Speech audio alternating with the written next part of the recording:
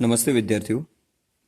આજે આપણે ગયા વખતનો જે લેક્ચર હતો, પાછળનો છેલ્લો લેક્ચર, એની અંદર આપણે ત્રિકોણમિતિ વિધેયની વાત કરી હતી. ત્રિકોણમિતિ વિધેય કેટલા છે? ટોટલ 6 છે: સાઇન, કોસ, ટેન, કોટ, સેક અને કોસેક. તો ત્રિકોણમિતિ વિધેયના જે સૂત્રો છે એની થોડીક વાત કરી હતી, સાથે વિધેય શું છે એની પણ આપણે વાત કરી હતી. તો આપણે ત્રિકોણમિતિ વિધેયની અંદર થોડુંક ઊંડાણથી અભ્યાસ કરવા માટે શરૂઆતમાં પહેલા આપણે અંશ માપ અને રેડિયન માપ જોઈ લઈએ. ખૂણાઓ એના માપ હોય તો બધાને ખબર છે, ખબર હશે ને? અંશ માપ અને રેડિયન માપ. અંશ માપ શું છે, રેડિયન માપ શું છે, એની ચર્ચા કરીએ. તમે ખૂણો દર્શાવતા હોય ત્યારે નોર્મલ એવો શબ્દ વાપરતા હોય કે આટલા ડિગ્રીનો ખૂણો છે, 90 ડિગ્રી છે, 180નો ખૂણો છે, 30 છે, 60 છે. એ બધા અંશ માપ છે. ફોર એક્ઝામ્પલ, એક ટ્રાયેંગલ લઈએ, ત્રિકોણ, કેપિટલ A, B, C. તો જુઓ તમે, અહીંયા કાટખૂણો છે. આ ખૂણો છે એને આપણે માની લો કે θ1 કહી દો. આ જે ખૂણો છે એને આપણે θ2 કહી દઈએ. તો અહીંયા લખવું તો આપણે નોર્મલી એવું લખતા હોય, માપ ખૂણો θ1 ઇક્વલ ટુ, હાલ પૂરતું અહીંયા 30 છે એવું માની લો. પછી જો અહીંયા આપણે માથે એક ટપકું કરતા હોઈએ, કરીએ ને, માથે એક રાઉન્ડ મૂકીએ, નાનું એવું ટપકું, એને આપણે ડિગ્રી કહીએ. 30 ડિગ્રી, 30 અંશ એવું બોલતા હોય ને ઘણા. કોઈ એવું કે 30 ડિગ્રી ખૂણો છે, કોઈક એવું બોલતા હોય 30 અંશનો ખૂણો છે. તો જે અંશ એવો શબ્દ લગાડીએ ને એ આપણું અંશ માપ છે. તો માપ ખૂણો θ2 એ કેટલો થાય? થોડું ઘણું ત્રિકોણ વિશે સમજેલા હોય તો એટલે આપણને ખબર હોય, ત્રિકોણના ત્રણેય ખૂણાના માપનો સરવાળો કેટલો થાય? 180. આ કાટખૂણો છે. કાટખૂણોનો મતલબ શું થાય? એક ખૂણાનું માપ કેટલું હશે? 90 ડિગ્રી હોય. તો સીધી વાત છે, આ 90 છે, આ 30 છે, તો આ કેટલો હોય? ગણતરી કરો એટલે ખ્યાલ આવે કે ફરજિયાત કેટલો હોય? 60 ડિગ્રી હોય. માપ ખૂણો બી કેટલો છે? 90 ડિગ્રી. તો આ ડિગ્રી જે શબ્દ મૂકીએ એ આપણું અંશ માપ છે. મોટાભાગે જાણીતા અંશ માપ કયા કયા છે? વધારે પડતા વપરાતો એક તો 0 ડિગ્રીનો ખૂણો છે, 30, 45 ડિગ્રી, 60 ડિગ્રી, 90 ડિગ્રી, 180 ડિગ્રી, 270 છે, 360 છે. આ બધા મોટા ભાગે વપરાતા ખૂણા છે. પણ 1 થી લઈને 90, 0 થી લઈને 90 સુધીમાં આટલા જે ખૂણા છે એની કિંમત આપણે ત્રિકોણમિતિ વિધેયની અંદર મેળવવાની છે. 0, 30, 45, 60 અને 90. આ વાત થઈ અંશ માપની. હવે વાત જોઈએ રેડિયન માપની. તો રેડિયન માપ શું છે? તો બધાને એટલી તો ખબર છે, પાઈ શબ્દ બધા વાપરતા હોય, વાપરો છો ને? પાઈ એટલે કેટલા થાય?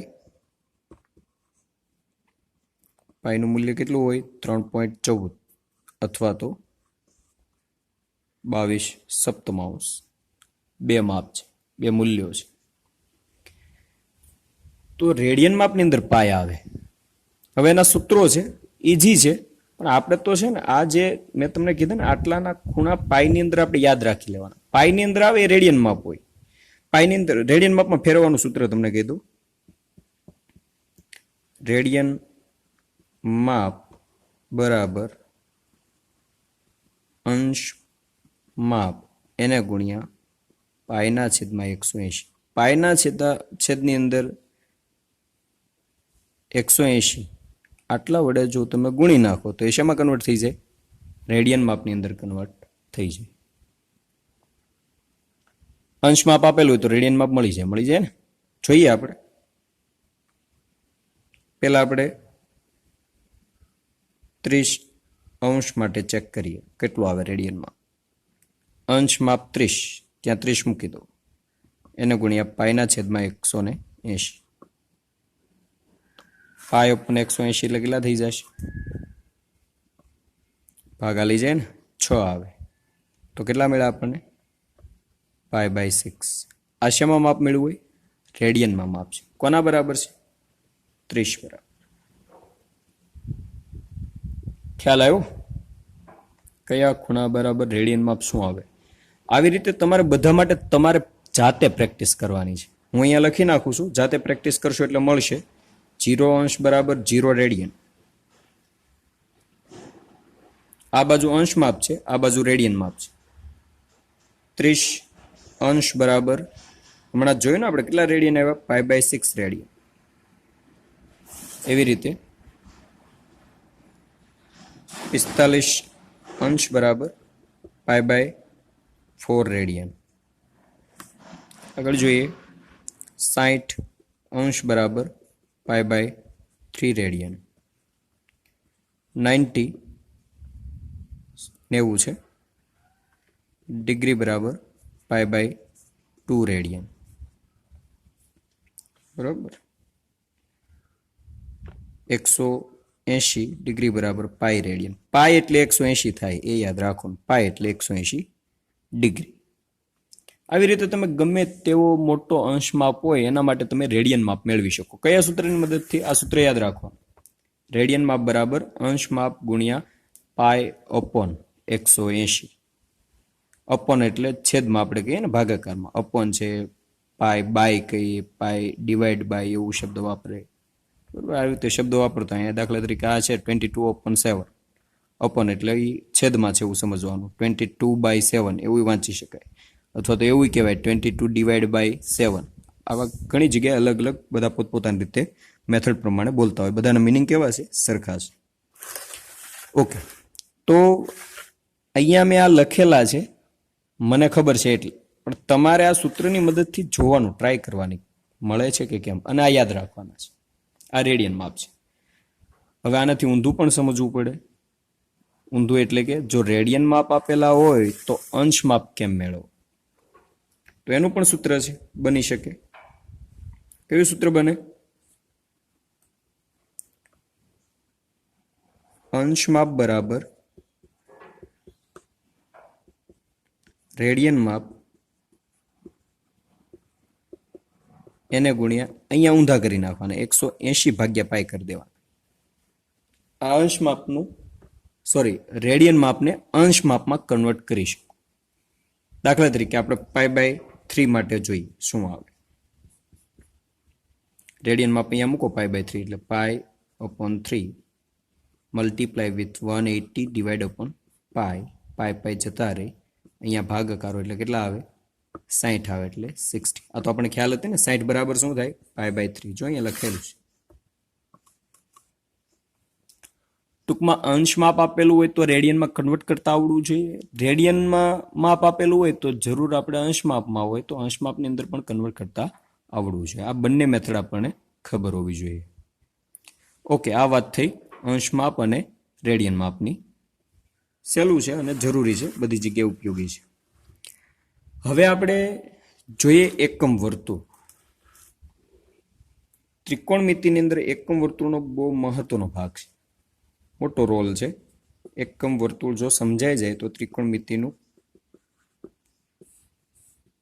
ત્રિકોણમિતિના ઘણા બધા પ્રશ્નોનું સોલ્યુશન આની અંદર મળી જાય. યાદ ઓછા રાખવા પડે. વધારે તો આપણે કિંમત પહેલા સૌપ્રથમ એકમ વર્તુળ અહીંયા ડ્રો કરું. એકમ વર્તુળ કહેવાય કોને? દાખલા તરીકે આ એક વર્તુળ છે.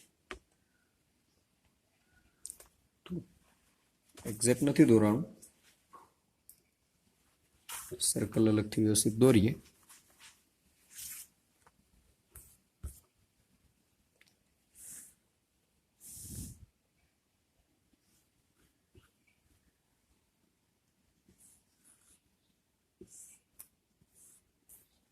આ એક સર્કલ છે. એકમ વર્તુળ કોને કહેવાય? કે જે વર્તુળ છે ને આને આપણે ત્રિજ્યા કહીએ ને, તો એની ત્રિજ્યા એક એકમ હોય ને એકમ વર્તુળ કહેવાય. એક એકમ એટલે ગમે તે હોઈ શકે, 1 સેન્ટીમીટર હોય, 1 મીટર હોય, 1 કિલોમીટર હોય, પણ એક એકમ હોવું જોઈએ એટલે તમે એને એક એકમ કહી શકો. જો આ એક એકમ હોય તો આના યામ શું થાય? યામ ભૂમિતિ તો તમે ભણી ગયા ને. એક્સ અક્ષ પહેલા હંમેશા યામ ભૂમિતિની અંદર યામ દર્શાવવા માટે શું હોય? પહેલા એક્સ આવે, પછી શું આવે? વાય. તો એક્સ યામ અહીંયા કેટલો હોય? આ બિંદુ માટે એક એકમ છે એટલે વાય યામ કેટલો હોય? 0. એટલે આ બિંદુના યામ શું થાય? 1 0. યાદ રાખજો. આના યામ શું થાય? અહીંયા એક્સ અક્ષ 0 હોય, વાય કેટલા હોય? 1. એકમ વર્તુળ છે એટલે બધી જગ્યાએ 1 1 આવશે. આ બાજુનું બિંદુ જુઓ, આ ઉગમ બિંદુ છે. ઉગમ બિંદુની ડાબી બાજુનો ભાગ કેવો હોય? માઇનસ હોય, એટલે અહીંયા શું આવશે? -1 0. આના યામ શું થાય? એક્સ અક્ષ 0, વાય નીચે છે એટલે -1. આવા 4 બિંદુ આપણને મળે. ત્રિકોણમિતિની અંદર એક્સ અક્ષ બરાબર, ખાસ ધ્યાન રાખજો, એક્સ અક્ષ બરાબર કોસ થીટા હોય, વાય અક્ષ બરાબર સાઇન થીટા હોય. જો તમે જૂનું જે 10મા સુધી ભણતા તો એમાં ઘણી જગ્યાએ ગોખી નાખતા હતા, જરૂર પડે તો ગોખી નાખવાનું 2 વાર 3 વાર લખીને, પણ જેટલું તમે સમજીને કામ લેશો એટલું જ તમને યાદ ઓછું રાખવું પડશે અને તમને મજા આવશે. ઘણી બધી એવી બાબતો આની અંદર આવશે સાયન્સની અંદર તમારે ભણવાની, ફિઝિક્સ, મેથ્સ, કેમેસ્ટ્રી, બાયોલોજીમાં, કે એમાં ઊંડાણથી તમે રસથી સમજીને કોઈ પણ બાબતને તમે સમજવાનો પ્રયત્ન કરશો તો એટલી તમારા માટે સહેલી થઈ જશે ને રસપ્રદ બને. એટલે સમજવાની ટ્રાય કરવાની કે આ ક્યાં લાગુ પડે છે. દાખલા તરીકે તમે પુસ્તક વાંચતા હોય તો તમારે આગળ સામે આકૃતિ હોય તો પહેલાં તો જોવાનું આકૃતિની અંદર બાજુમાં જે લખાણ છે આકૃતિની અંદર ક્યાં બંધ બેસે છે. કોઈ એક વાક્ય હોય તો આકૃતિની અંદર ક્યાં એનું જે અર્થ છે આકૃતિની અંદર ક્યાં મળે છે. એવું જો તમે સમજતા અને જોતા શીખી જાઓ તો તમારા માટે એ દરેક મુદ્દા સમજવા ખૂબ સહેલા થઈ જાય.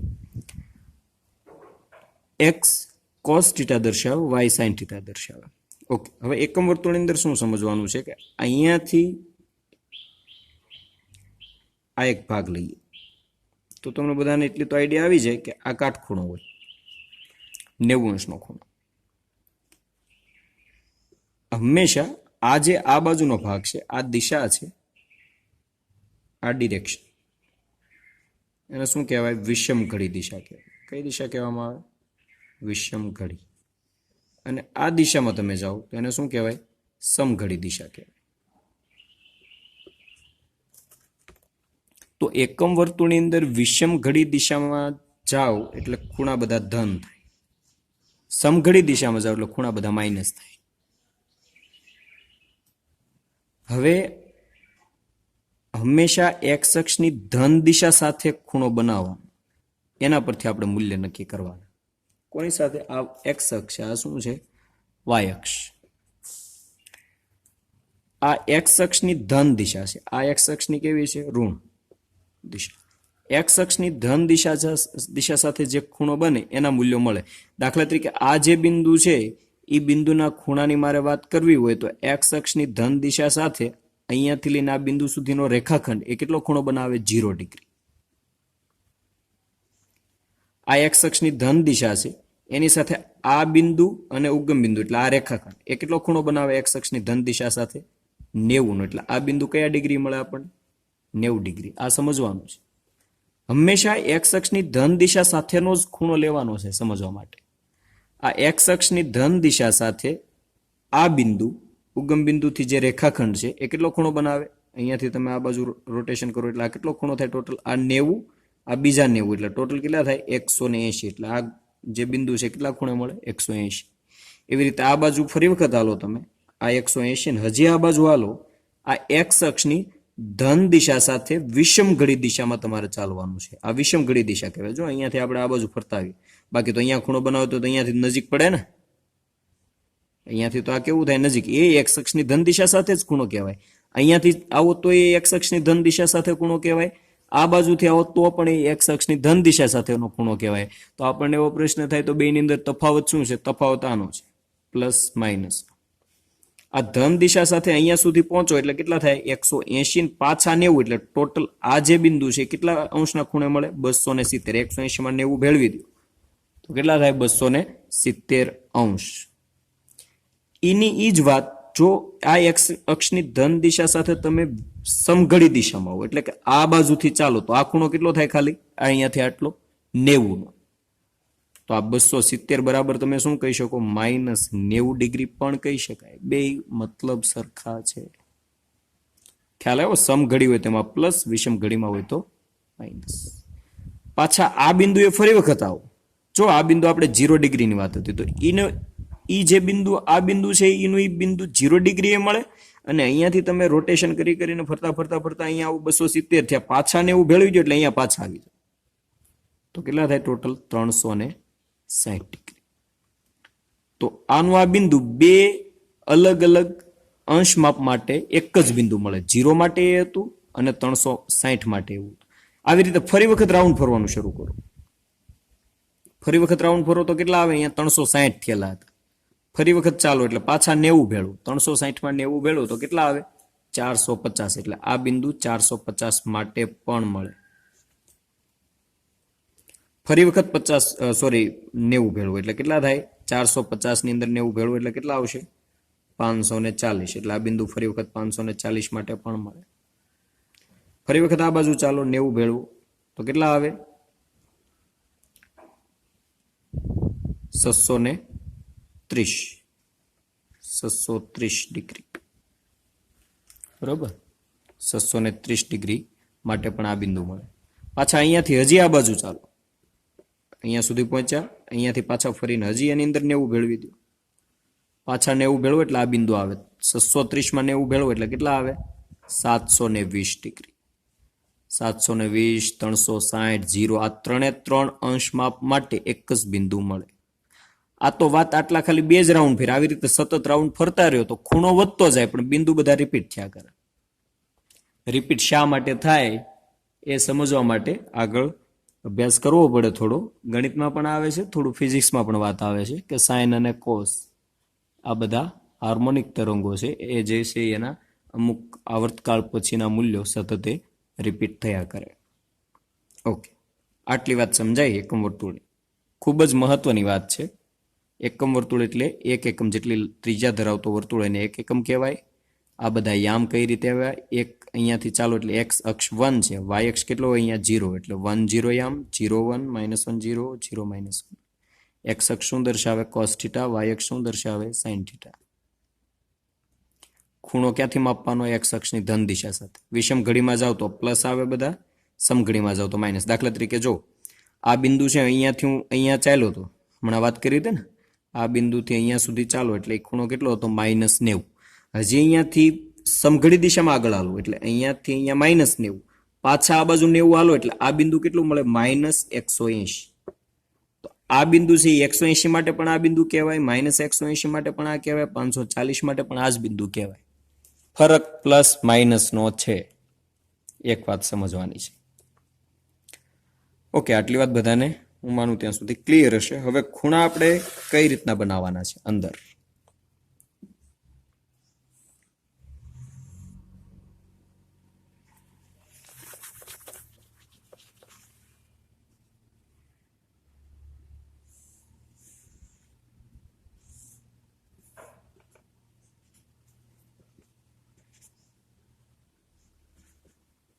એક્સ અક્ષ, વાય અક્ષ. તો આ ખૂણો 0 છે. એવી રીતે આ ટોટલ જે એંગલ છે કેટલો છે? અહીંયાથી આટલો 90 નો. એટલે આ બિંદુ કોના માટે મળે? 90 માટે, 90 ડિગ્રી માટે. ઉપર વાત કરીને આના હું બે સરખા ભાગ પાડું. બે સરખા ભાગ પાડો એટલે આ બિંદુ કેટલા ખૂણા માટે મળે? 90 ના બે સરખા ભાગ પાડો એટલે કેટલા થાય? 45 ડિગ્રી. પછી આ 90 છે એના હમણાં મેં બે સરખા ભાગ પાડ્યા. હવે આ 90 ખૂણાનો 3 સરખા ભાગ પાડું. 1 2 અને 3. હવે આ 45 છે ને ભૂલી જાઓ, હાલ પૂરતું આજે 45 ને લઈને ભૂલો. આ 90 છે એના 3 સરખા ભાગ પાડ્યા. કયા કયા? એક તો અહીંયાથી લઈને આ એક ભાગ, આ એક ભાગ, 2 ભાગ અને આ 3 ભાગ.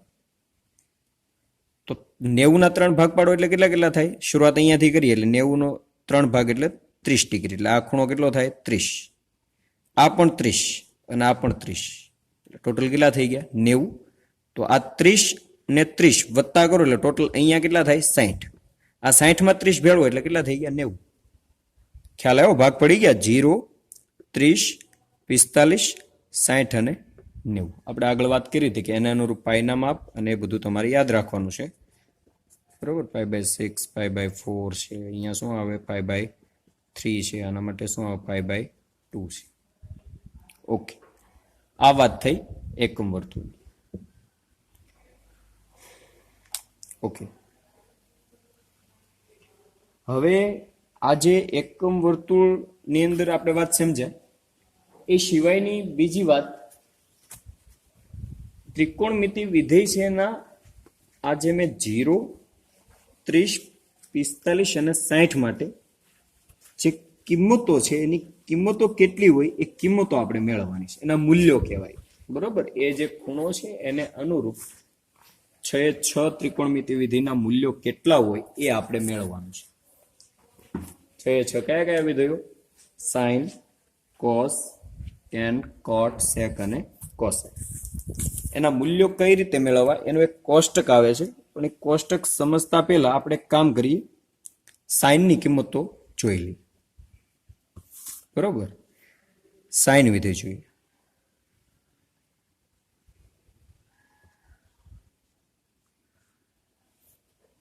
Sine theta. આપણે કાલે વિધેય સમજાવ્યું હતું, સોરી લાસ્ટ લેક્ચરમાં, વિધેય કોને કહેવાય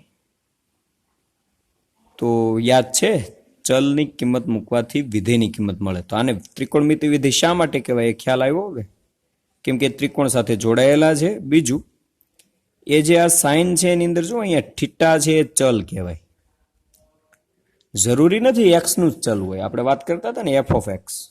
આનો મતલબ એવો થાય કે એક્સ બદલાય એમ એફ ની કિંમત બદલાય. તો આ વિધેય કોનું કહેવાય? આને એફ ઓફ થીટા કહી શકાય ને. ખ્યાલ આવ્યો? આની અંદર ચલ કોણ છે? થીટા છે. ચલ એટલે કિંમત બદલાય, થીટા એટલે ખૂણો, ખૂણાની કિંમત બદલાય છે ને, 0, 30, 45, 60, 90. એટલે આ ચલ થીટા છે એટલે કે ખૂણો, ખૂણો બદલાય એમ સાઇનની કિંમત બદલાય. એટલે આ સાઇન પણ એક પ્રકારનું શું કહેવાય? વિધેય. એટલે એને આપણે શું કહેતા હોઈએ? ત્રિકોણમિતિ વિધેય. હવે સમજાણું શા માટે ત્રિકોણમિતિ વિધેય પાછળ શબ્દ લાગે? કેમ કે આ પણ ચલ થીટા પ્રમાણે કિંમત આની સતત બદલાતી રહે, થીટાની કિંમત બદલો એટલે સાઇનની કિંમત બદલાય, એટલા માટે આને ત્રિકોણમિતિ વિધેય કહેવામાં આવે. બધા વિધેય માટે આવું જ છે. ત્રિકોણમિતિની વાત કરીએ તો કોસ, ટેન, કોટ બધા માટે. ઓકે, તો આપણે વાત કરી હતી વિધેય બરાબર શું લેવાનું હોય? વાય. યાદ છે ને? આના બરાબર વાય થયું આપણે વાત કરી હતી ત્યારે સમજાવતી વખતે. તો આના બરાબર શું લઈ લઈએ આપણે? વાય. વાય બરાબર શું લઈ લઈએ? Sine theta. ઓકે, જનરલી આપણને પ્રોબ્લેમ ન થાય સમજવામાં, થીટાને એવું અલગ પડતું હોય તો આપણે અહીંયા ચલ થીટાની જગ્યાએ એક્સ જ લઈ લો, એફ ઓફ એક્સ. હવે સહેલું થઈ ગયું. આ ચલ છે ને તમારી અનુકૂળતા પ્રમાણે તમે લઈ શકો. અહીંયા એક્સ ની જગ્યાએ તમને એમ થાય કે મારે કેપિટલ એ લેવો છે તો સાઇન કેપિટલ એ કહી શકાય. તમને એમ થાય મારે એન લેવો છે, સ્મોલ એન, તો એન પણ લઈ શકો. પણ આ 2 વાર રિપીટ થાય તો અહીંયા એમ લો તો સાઇન એમ. કહેવાનો મતલબ આ જે છે ને ખૂણો દર્શાવે, બીજું કંઈ નહીં, તમને સારું લાગે એ તમે લઈ શકો. અહીંયા એ લીધો હોય તો આ વિધેય કોનું કહેવાય? એફ ઓફ કેપિટલ એ. અહીંયા એમ લીધો હોય તો વિધેય કોનું કહેવાય? સ્મોલ એમ. કેમ કે એમ એટલે ખૂણો, ખૂણો બદલાય તેમ વિધેયની કિંમત બદલાય. બસ આ એક કોન્સેપ્ટ ક્લિયર કરવાનો છે. તો અહીંયા એક્સ ની કિંમત મૂકવાથી વાય મળે. ઓકે, હમણાં આપણે એકમ વર્તુળ જોયું હતું. શું હતું એકમ વર્તુળની અંદર? એક સર્કલ,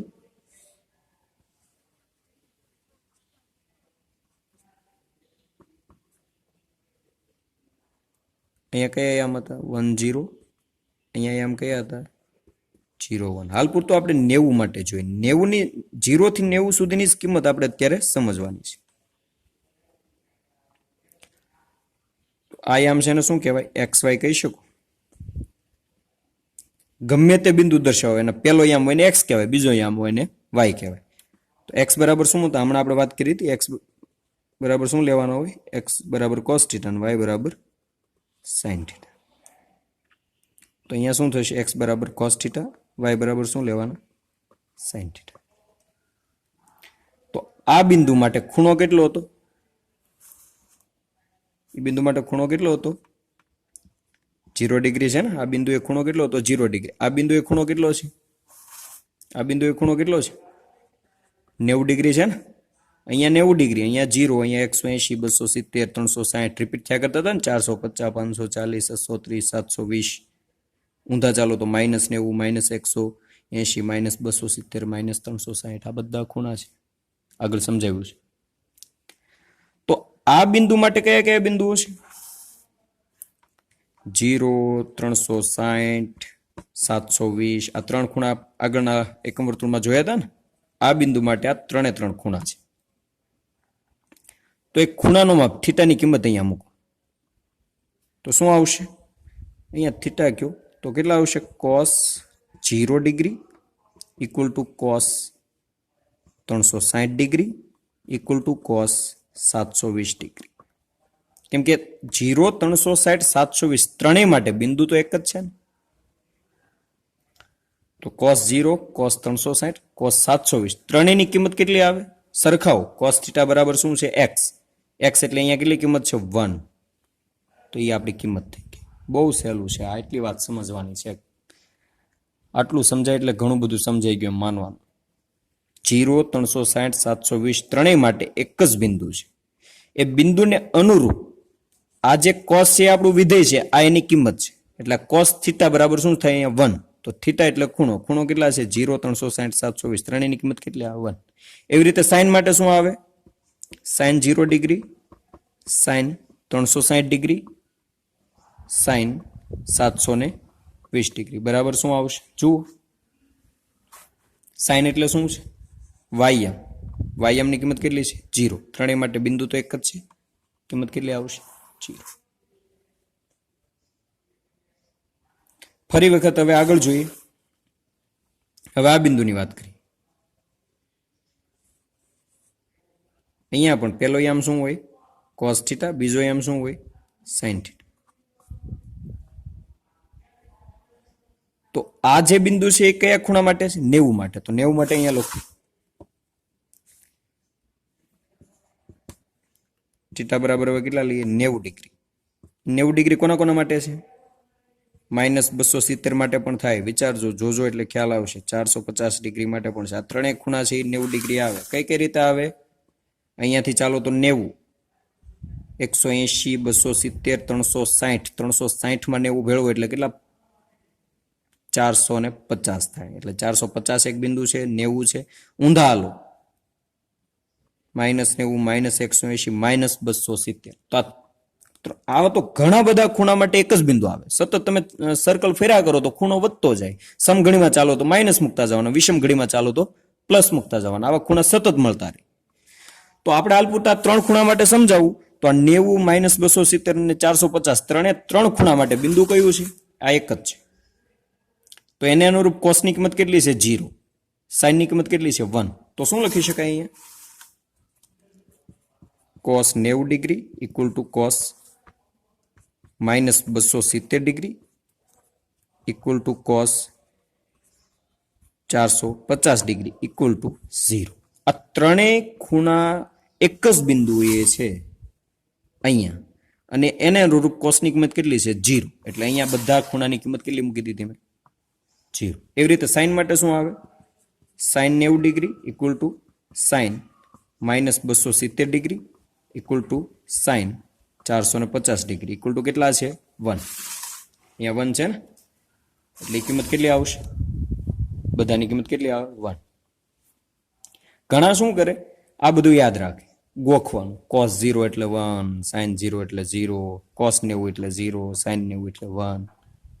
એકમ વર્તુળ યાદ રાખો તો મિસ્ટેક જ ના થાય. એકમ વર્તુળ મગજમાં આટલું ખાલી સર્કલ એક ડ્રો કરેલું હોય ને, ખબર હોવી જોઈએ અહીંયા 1 0 છે, અહીંયા 0 1 છે.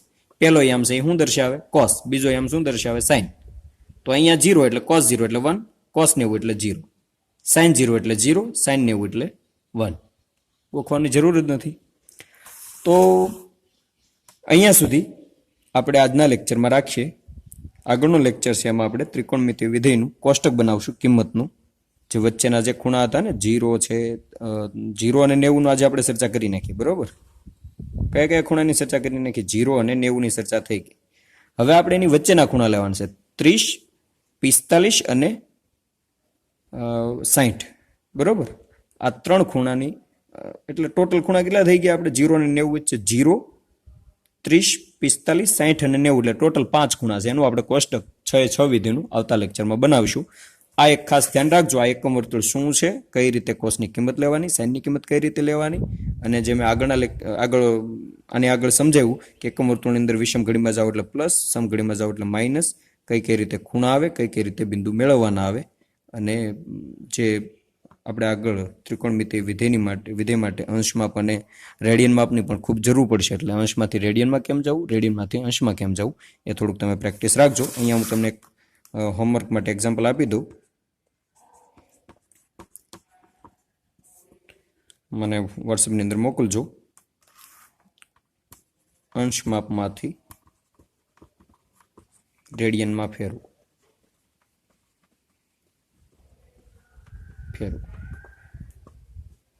પહેલું છે 450 ડિગ્રી, બીજું છે 720 ડિગ્રી, ત્રીજું છે 1350 ડિગ્રી, ચોથું છે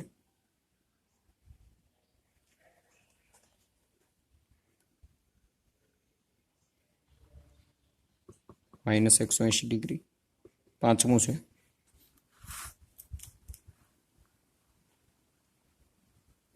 135 ડિગ્રી. આ 5 તમારે રેડિયન માપમાં કન્વર્ટ કરવાનું છે. બરોબર, ઓકે. અહીંયા આપણે થોડો લેક્ચર પૂરો કરીએ. આગળનું જે લેક્ચરની અંદર મેં આખું જો આજે આપણે ચર્ચામાં શું કર્યું, ત્રિકોણમિતિ વિધિ માટે અંશ માપમાંથી રેડિયનમાં, રેડિયનમાંથી અંશ માપમાં, અને એકમ વર્તુળની વાત કરી. બરોબર, કઈ રીતે ખૂણો બને, ખૂણાના કઈ રીતે ભાગ પડે, એકમ વર્તુળ શું છે, એક્સ અને વાય આમ ત્રિકોણમિતિ વિધિ સાથે કઈ રીતે જોડાયેલા છે, એક્સ એટલે કોસ, વાય એટલે સાઇન, એ બધી આપણે ચર્ચા કરી. ફરી વખત લેક્ચર એવું લાગે તો જોઈ લેજો, સમજી લેજો, અને ગોખવું ન પડે એ રીતે સમજવાનું. બરોબર, વધારે પડતું સતત લખીને ગોખવું એવું નહીં કરતા, ક્યારેક ભૂલાઈ જાય, પણ સમજેલું હોય તો એ વધારે બેટર છે અને ખૂબ જ સારું પરિણામ એનું આવશે, અને ભૂલાવાની શક્યતા પણ એની ઘણી બધી ઓછી રહેશે. એટલે સમજીને કોઈ પણ બાબત હોય એને તમારે પાકી કરવાની છે. આ બધા ખૂણા છે એના રેડિયનમાં માપ ફેરવીને આપણે તમે મોકલજો. બસ અહીંયા આપણો આ લેક્ચર પૂરો કરીએ. ધન્યવાદ.